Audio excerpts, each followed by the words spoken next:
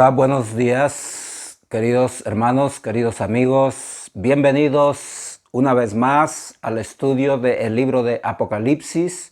Hoy vamos a tocar el capítulo 14 del libro, pero vamos primeramente a pedir al Señor en oración que sea su Santo Espíritu que nos guíe en la comprensión, que nos guíe en el entendimiento de la revelación de su palabra.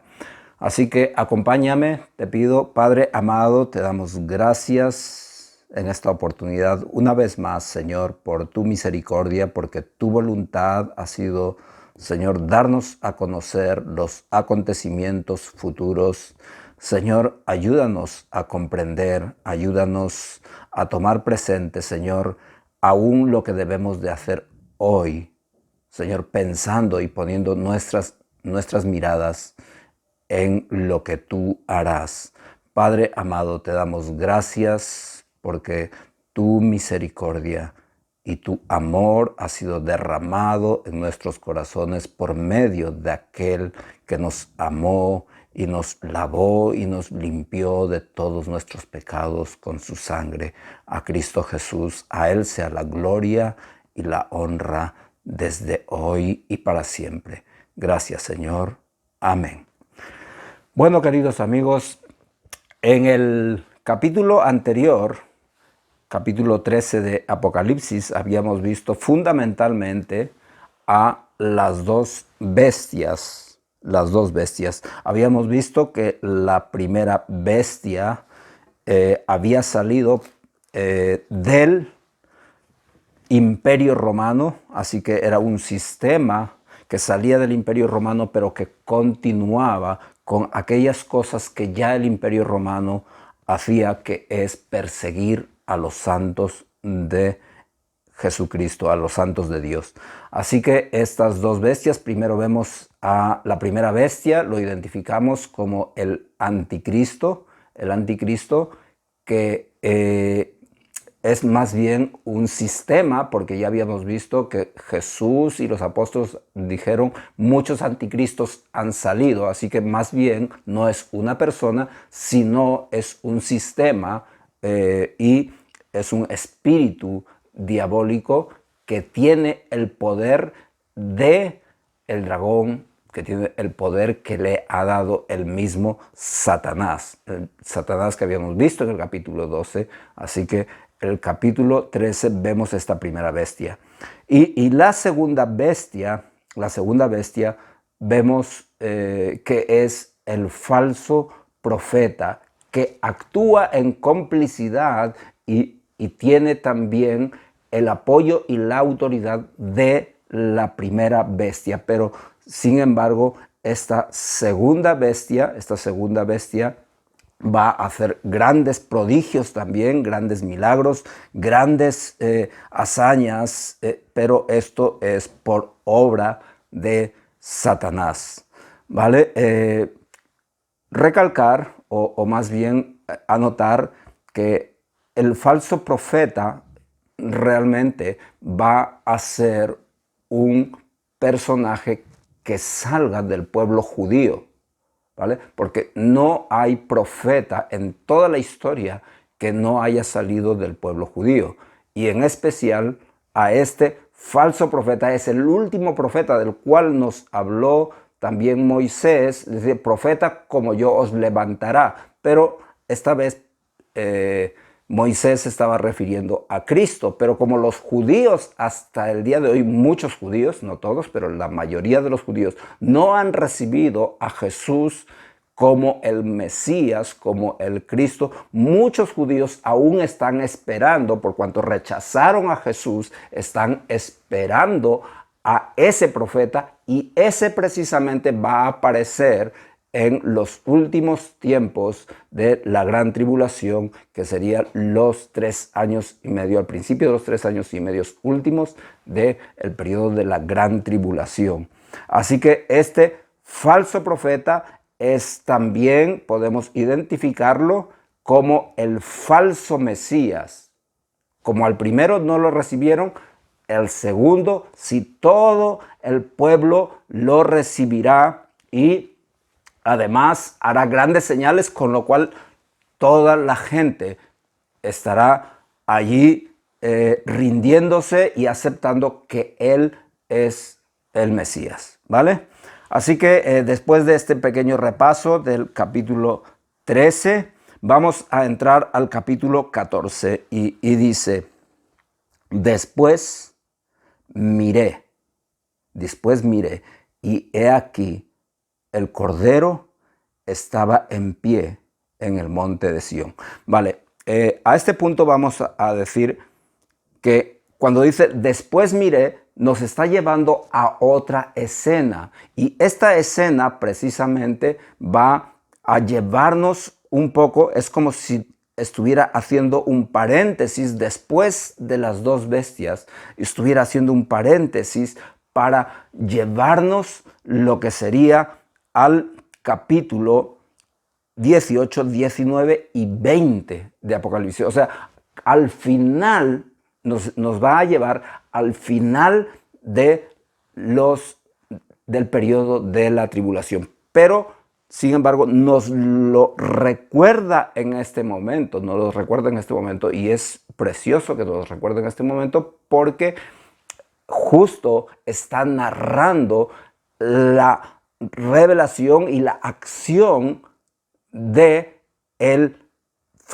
anticristo y del falso profeta, ¿vale? Así que todos estos dos personajes están actuando, pero en este momento nos los va a recordar el final, ¿vale? Y dice, y después de esto miré, y he aquí, el Cordero estaba en pie.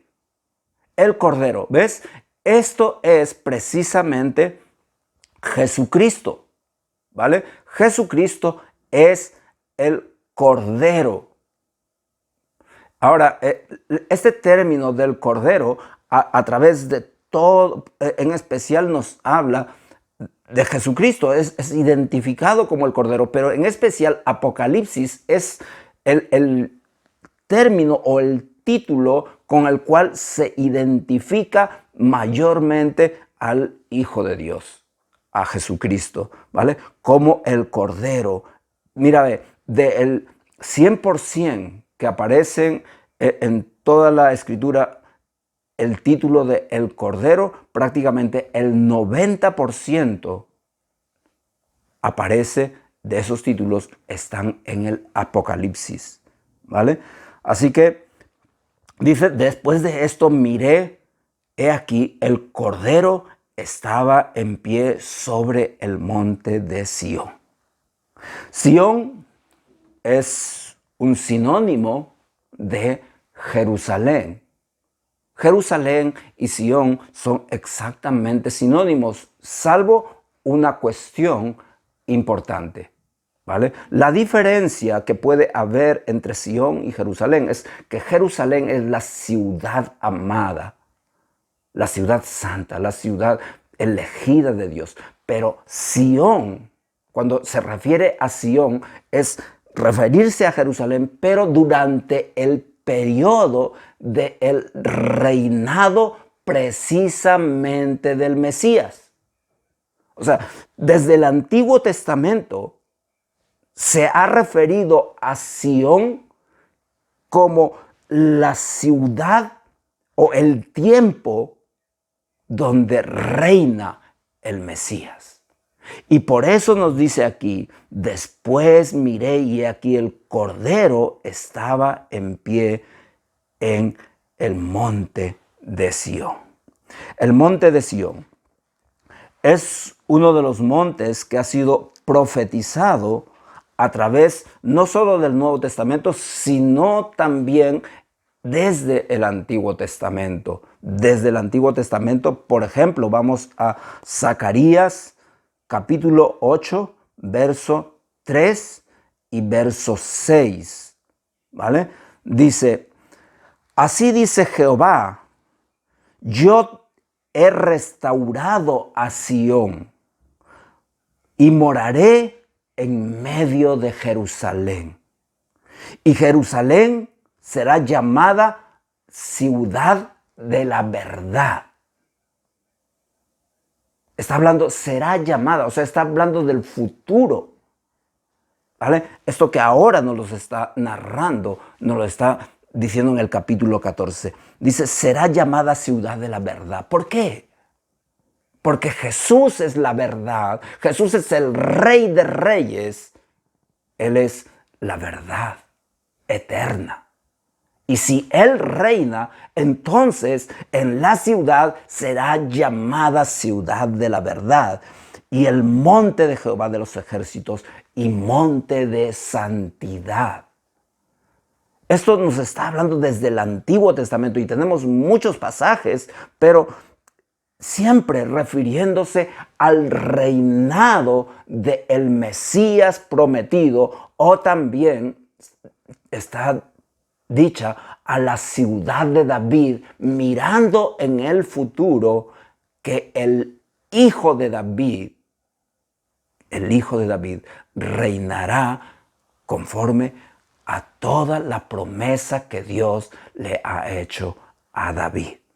¿Vale? Por eso también se le llama ciudad de David. El verso 6 nos dice así, dice Jehová de los ejércitos. Y este título es porque en aquel entonces también Jehová vendrá con un ejército y él será Jehová de los ejércitos. ¿Vale? Jehová de los ejércitos dice, sí, esto parecerá maravilloso a los ojos del remanente de este pueblo en aquellos días. También será maravilloso delante de mis ojos, pregunta el Señor, dice Jehová de los ejércitos. Así que Sión es Jerusalén, pero es la Jerusalén ansiada, es la Jerusalén prometida respecto al reinado del Mesías, ¿vale? Es la ciudad prometida respecto al reinado del Mesías. Así es como vamos a ver, por ejemplo, en el libro de los Hechos. Quiero que me acompañes un momento al libro de los Hechos, que es precisamente el lugar, el monte de Sión, es el lugar donde Jesús ascendió a los cielos. Allí estaban reunidos los apóstoles y observa lo que ocurre. Vamos a ir a Hechos capítulo 1, voy a leer del verso 6 al 11 y dice: entonces los que se habían reunido, ¿dónde estaban reunidos? Allí en ese lugar, ¿vale? Le preguntaron. Ahora, ellos están en el monte de Sión, Jesús ha resucitado y entonces ellos están pensando que ya es el momento que se va a realizar aquella promesa del reinado del Mesías. Ellos están pendientes y dicen, wow, estamos en el monte de Sión y Jesús está aquí. Y entonces en ese momento sale de su boca y de los apóstoles, dice, ¿restaurarás el reino de Israel en este tiempo? Wow, esto es como estamos en el lugar y Señor, parece que esto va a suceder y le preguntan emocionados. Me imagino, wow, es tremendo. Porque el escenario es ese. Jesús es el Rey de Reyes y parece que en ese momento va a ser restaurado. Y entonces Jesús les dijo, no os toca a vosotros saber los tiempos. Los tiempos. Solo lo sabe el Señor. Lo cierto es que sus promesas se van a cumplir, pero el tiempo lo determina el Padre. No os toca a vosotros saber los tiempos o las sazones que el Padre puso en su sola potestad. Pero recibiréis poder cuando haya venido sobre vosotros el Espíritu Santo y me seréis testigos en Jerusalén, en toda Judea, en Samaria y hasta lo último de la tierra. Así que Dios le está diciendo, espera, aquí hay un paréntesis. Es el tiempo de que vosotros llevéis el evangelio. Es el tiempo de la gracia, es el tiempo de la iglesia. Pero no le dice con esas palabras, pero está haciendo ese paréntesis. Dice, y habiendo dicho estas cosas, y viéndolo ellos se refiere a los apóstoles, fue alzado y le recibió una nube que le ocultó de sus ojos. O sea, Jesús fue elevado, llevado al cielo en una nube, y estando ellos con los ojos puestos en el cielo, entre tanto que él se iba, he aquí se pusieron junto a ellos dos varones con vestiduras blancas, los cuales también les dijeron: varones Galileos, ¿por qué estáis mirando al cielo?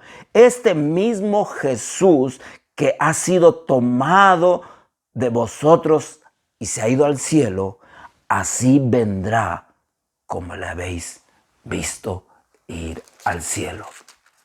Esa es la promesa. Y aquí nos está narrando, he aquí, después de esto, he aquí, que el Cordero estaba en pie sobre el monte de Sión. ¡Wow! Esto nos está, en este momento, capítulo 14, nos está llevando precisamente al final del capítulo 19. ¿Vale? Que lo veremos más adelante. Y dice el verso 2, el verso 1 dice, y con él, Jesús, que estaba ahí de pie en el monte de Sión, y con él 144,000 que tenían el nombre de él y de su Padre escrito en su frente. ¿Quiénes son estos 144,000? Ya lo narramos en el capítulo 7. Estos son judíos que tenían el nombre escrito de Cristo, de Jesús y del Padre en sus frentes. Allí están también el remanente, estos judíos, todos estos son judíos, ¿vale? Dice, así que ellos están ahí, y dice, oí una voz del cielo como estruendo de muchas aguas, como el sonido de un gran trueno, y la voz que oía era como de arpistas que tocaban sus arpas y cantaban un cántico nuevo delante del trono. ¡Wow! Cantaban un cántico nuevo delante del trono y delante de los 4 seres vivientes y de los ancianos. Cantaban un cántico nuevo. Mira, ve, el gozo de un cristiano es adorar, alabar, cantarle, exaltarle, glorificarle, sacar aquello que hay en nuestro corazón en alabanza y gloria a Cristo Jesús. No hay otra cosa más preciosa que elevar nuestro canto a Cristo Jesús, nuestro Rey, nuestro Salvador. Mucha gente. Hoy en día hay gente que se ríe, se burla de los cristianos. Estos que cantan, estos aleluyas. ¿Y sabes por qué se burlan? Porque jamás han entendido el gozo que hay en el corazón de un cristiano. No han entendido, no lo comprenden, están muertos espiritualmente. Por lo tanto, no tienen esa vida, ese gozo de alabar, de adorar a Dios. ¿Sabes con qué se gozan ellos? Con una discoteca. ¿Por qué? Porque lo que están es muertos espirituales y solo viven para gozarse con las cosas del mundo, pero ellos no tienen, absolutamente nunca han experimentado, nunca han conocido, porque nunca aceptaron a Cristo en sus vidas. Por lo tanto, no tienen vida espiritual, están muertos espirituales, son gente que no conoce el gozo de la alabanza, el gozo de la adoración. Es como la gente del mundo se va ahí a una discoteca, se emborracha, se goza y luego le duele la cabeza, luego está vomitando, pero luego a la semana siguiente está pensando en volver a esa discoteca, como dice el Proverbios, vuelve el perro a su vómito, porque son del mundo, querido amigo. Así que el gozo es tremendo lo que está ocurriendo. Y dice, cantaban un cántico nuevo delante del trono, alabando, glorificando al Cordero. Y dice que aquellos cantaban un cántico y nadie podía comprender aquel cántico sino aquellos 144,000. ¿Ves? Nadie puede comprender. A veces en este mundo vivimos, cantamos, alabamos, adoramos a Dios, pero nadie nos comprende porque para ellos es locura, porque no los pueden entender, porque evidentemente están muertos espiritualmente. Dice, y aquellos 144,000 que fueron redimidos de entre los de la tierra. Redimidos. ¿Por qué cantan? Precisamente por esa redención. Redimir quiere decir aquellos que fueron rescatados, aquellos que fueron comprados con precio de sangre, la sangre del Cordero. Aquellos que fueron comprados desde estar condenados del pecado, de estar yendo a perdición, pero la sangre del Cordero los ha comprado. Dice que Cristo nos ha comprado a precio de sangre. Así que esto cantaban los redimidos, porque el gozo de haber sido comprados con la sangre preciosa del Hijo de Dios. Esto es un gozo que durará por la eternidad. Dice, y estos son los que no se contaminaron con mujeres, pues son vírgenes, y estos son los que siguen al Cordero por donde quiera que va. Estos fueron redimidos. Estos fueron redimidos de entre los hombres como primicias para Dios y para el Cordero, y en sus bocas no fue hallada mentira, sino que son sin mancha delante del trono de Dios. Esto es el pueblo judío, primeramente. Tienes que entender que este pueblo, estos 144,000 que han sido redimidos, no solamente han entendido el valor de la redención, sino que además han consagrado su vida. Han entregado su vida. Se han entregado en cuerpo y alma y espíritu a Cristo Jesús. De tal forma que siguen al Cordero y son íntegros. Voy a narrarte una pequeña historia que un gran amigo una vez me narró, y es curioso, pero es interesante. Dice que había un hombre que tenía mucha necesidad, que no tenía que comer y estaba llorando, y entonces se juntan allí una gallina, una cabra y un cerdo. Y entonces le dice, oye, pero ¿has visto a nuestro vecino? ¿Cómo está llorando? No tiene que comer, el pobre se va a morir. Y entonces agarra y dice, oye, ¿por qué no colaboramos? Y dice la gallina, pues yo le puedo dar huevos. Ah, qué bien, dice la cabra, oye, yo también le puedo dar leche. Y de repente agarra y está el cerdo y está pensando, y entonces agarra la gallina y la cabra y le dice, oye, cerdo, tú les puedes dar chorizos a este hombre. Y entonces el cerdo agarra y les dice, ¿sabes lo que sucede? Es que para ti es fácil darle huevos. Y para ti es fácil darle leche.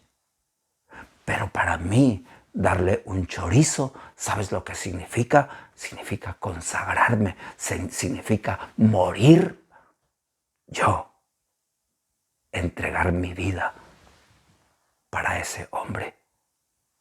Porque si no muere el cerdo, no podría haber chorizo. Así que esto nos da un ejemplo de la consagración, es entregar su vida, entregar mi vida, tu vida, nuestra vida, por aquel que dio su vida por nosotros. Eso es consagración. Y nos dice en el Salmo 15, vamos a ir un momento al Salmo 15, nos habla acerca también de Sión y nos dice, Jehová, ¿quién habitará en tu tabernáculo? ¿Y quién morará en el monte de Sión? Monte Sión recuerda que es el tiempo del reinado del Mesías, ¿vale? Ahora, durante el reinado del Mesías, dice la pregunta, ¿quién morará en tu santo monte? Dice el 2, el que anda en integridad y hace justicia y habla verdad en su corazón, el que no calumnia con su lengua, ni hace mal a su prójimo, no admite reproche alguno en contra de su vecino, aquel a cuyos ojos el vil es menospreciado, pero honra a los que temen a Jehová, el que aún jurando en daño suyo, no por eso cambia, quien su dinero no dio a usura, ni contra el inocente admitió cohecho o admitió acusaciones. Así que esta es la primera parte que nos narra.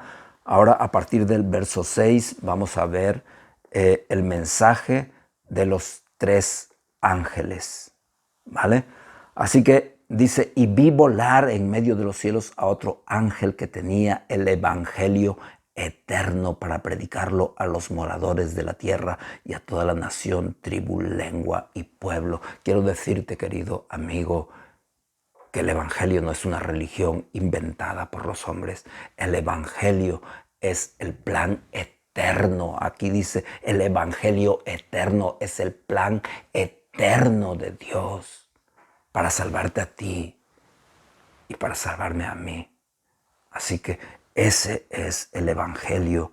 Y dice, estos ángeles diciendo a gran voz, temed a Dios y dadle gloria, porque la hora de su juicio ha llegado, y darle honra a aquel que hizo el cielo, la tierra y el mar y las fuentes de las aguas. Y otro ángel le siguió diciendo. Así que primeramente están adorando a Jesucristo, al Dios eterno. Dice, y otro ángel le siguió diciendo, ha caído Babilonia, la gran ciudad que ha hecho beber a todas las naciones del vino, del furor y de su fornicación.